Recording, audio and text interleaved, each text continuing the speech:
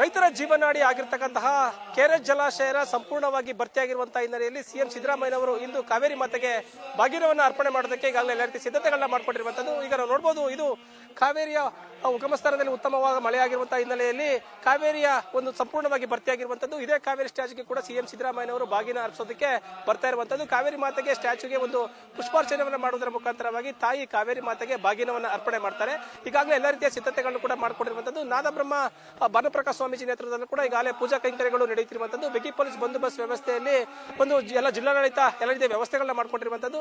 CM ಸಿದ್ದರಾಮಯ್ಯನವರು ಹಲವಾರು ಕಲಾ ತಂಡಗಳ ನೇತೃತ್ವದಲ್ಲಿ ಬಂದು ಅಲ್ಲಿಂದ ಒಂದು ಪಾದದ ಮುಖಾಂತರವಾಗಿ ನಡ್ಕೊಂಡು ಬಂದಂತ ಸಂದರ್ಭದಲ್ಲಿ ಇಲ್ಲಿ ತಾಯಿ ಕಾವೇರಿ ಮಾತೆಗೆ ಬಾಗಿನ ಅರ್ಪಣೆ ಮಾಡ್ತಾರೆ. ಇನ್ನು ತುಂಬಿದ ಗರ್ಭಿಣಿಗೆ ಯಾವ ರೀತಿ ಒಂದು ಬಾಗಿನ ಅರ್ಪಣೆ ಮಾಡ್ತಾರೋ ಅದೇ ರೀತಿಯಾಗಿ ಕೂಡ ಕಾವೇರಿ ಮಾತೆಗೆ ಕೂಡ ಒಂದು ಬಾಗಿನ ಅರ್ಪಣೆ ಮಾಡುವಂತದ್ದು ಪ್ರತೀತಿ. ಈ ಹಿನ್ನೆಲೆಯಲ್ಲಿ ಜೂನ್ ತಿಂಗಳಲ್ಲಿ ಮೊದಲ ಬಾರಿಗೆ ಒಂದು ಕಾವೇರಿ ಸಂಪೂರ್ಣವಾಗಿ ಭರ್ತಿಯಾಗಿರುವಂತಹ ಹಿನ್ನೆಲೆಯಲ್ಲಿ ಕೂಡ ಕಾವೇರಿ ಮಾತೆಗೆ ಪೂಜೆ ಸಲ್ಲಿಸೋದಕ್ಕೆ ಸಿಎಂ ಸಿದ್ದರಾಮಯ್ಯನವರು ಆಗಮನ ಏನು ಸಂಪೂರ್ಣವಾಗಿ ಅಂದ್ರೆ ಆಷಾಢ ಮಾಸದಲ್ಲಿ ಸಂಪೂರ್ಣವಾಗಿ ಭರ್ತಿಯಾಗಿರುವಂತದ್ದು 90 ವರ್ಷದ ಇತಿಹಾಸದಲ್ಲೇ ಇದೇ ಮೊದಲ ಬಾರಿಗೆ ಇದಾಗಿರುವಂತದ್ದು. ಪ್ರಮುಖವಾಗಿ ಕೆಆರ್ಎಸ್ ಅಂದ್ರೆ ಕಾವೇರಿಯ ಉಗಮಸ್ಥಾನ ತಲಕಾವೇರಿಯಲ್ಲಿ ಉತ್ತಮ ಮಳೆಯಾಗಿದೆ, ಹಲವಾರು ಕೂಡ ಜಲಾಶಯ ಕೂಡ ಭರ್ತಿಯಾಗಿದೆ. ಈ ಹಿನ್ನೆಲೆಯಲ್ಲಿ ಮೊದಲ ಬಾರಿಗೆ ಕಾವೇರಿ ಜಲಾಶಯ ಸಂಪೂರ್ಣವಾಗಿ ಭರ್ತಿಯಾಗಿರುವಂತಹ ಹಿನ್ನೆಲೆಯಲ್ಲಿ ಕೂಡ ಸಿಎಂ ಸಿದ್ದರಾಮಯ್ಯನವರು ಬಾಗಿನ ಅರ್ಪಣೆ ಮಾಡೋದಕ್ಕೆ ಇಂದು ಬರ್ತಿರುವಂತದ್ದು. ರೈತರ ಜೀವನಾಡಿ ಆಗಿರ್ತಕ್ಕಂತಹ ಒಂದು ಕೆಆರ್ಎಸ್ ಅಣೆಕಟ್ಟು ಕೂಡ ಸಾವಿರಾರು ಹೆಕ್ಟೇರ್ ಕೃಷಿ ಭೂಮಿಗಾಗಿರ್ಬೋದು ಮತ್ತೆ ಕುಡಿಯುವ ನೀರಿಗೆ ಕೂಡ ನೀರಿನ ಆಶ್ರಯ ಆಗಿರುವಂತದ್ದು. ಈ ಹಿನ್ನೆಲೆಯಲ್ಲಿ ಕೂಡ ರೈತರ ಮುಖದಲ್ಲಿ ಮಂದಹಾಸ ಮೂಡಿರುವಂತದ್ದು ನಾನು ನೋಡಬಹುದಾಗಿರುವಂತದ್ದು.